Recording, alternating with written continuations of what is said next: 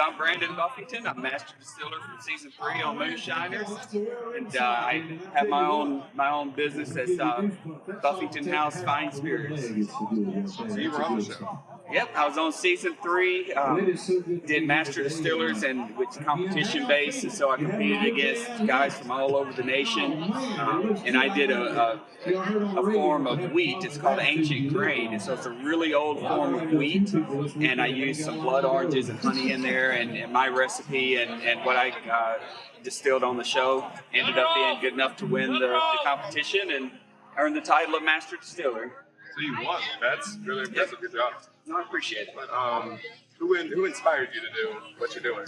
Right. So, whenever I was a young child, I can remember we'd go to different camps and stuff with my dad and my cousins and all that, and we'd kind of sit around, and the adults, at campfire, the adults would be passing around a jar, and so I never really made a connection with what it was until I got older in my adulthood and in my early 20s, and went to another camp and saw that somebody was passing a jar, and finally kind of made the connection. And so for me, it's more about the camaraderie and being able to talk and make connections, and it's more about the connection aspect. It's something about a whiskey that kind of brings people together. A lot of times it gets people to talking that may be strangers, and so I don't really have necessarily a family history of people doing it in my family, but it's more just the whole concept and the whole idea of who makes it, how they make it, and what the camaraderie that goes around it.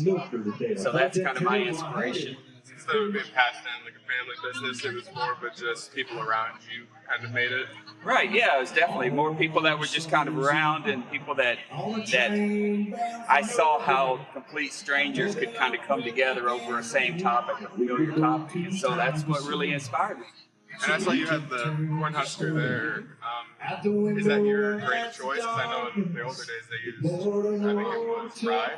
Yeah, so my grain of choice, I'll use corn a lot, but I also use wheat. So for me, almost all of my products have some sort of corn and wheat kind of in there together, because the cool thing is that the corn has a really strong flavor to it, and the wheat can kind of add a little bit of sweetness and a little bit of kind of tempers it down just a little bit, so it's a little bit smoother flavor. And so a lot of people that don't like the rye, because rye is really spicy, and a lot of people that don't like the rye will love the wheat product. And so a lot of times a moonshine or whiskeys will be made with corn and rye, but instead I do corn and wheat.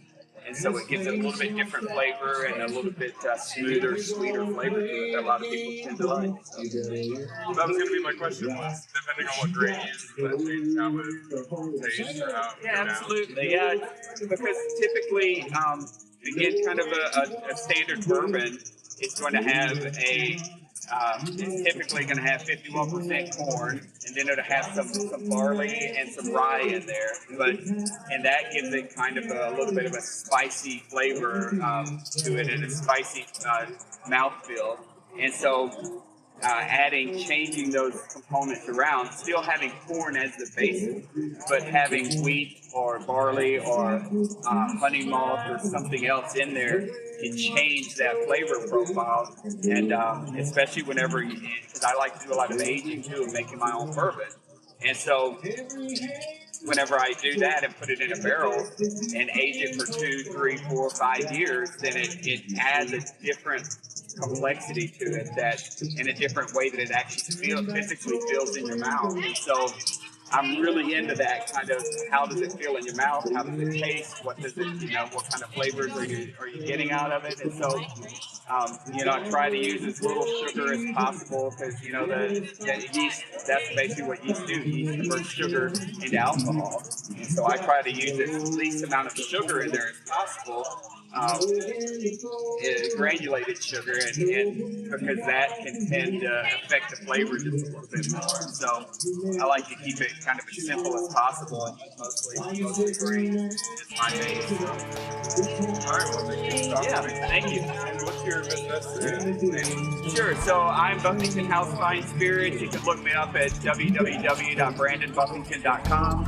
You can find me there. I'm on Facebook. I'm on a couple different places. So yeah, you can find me. Look me up.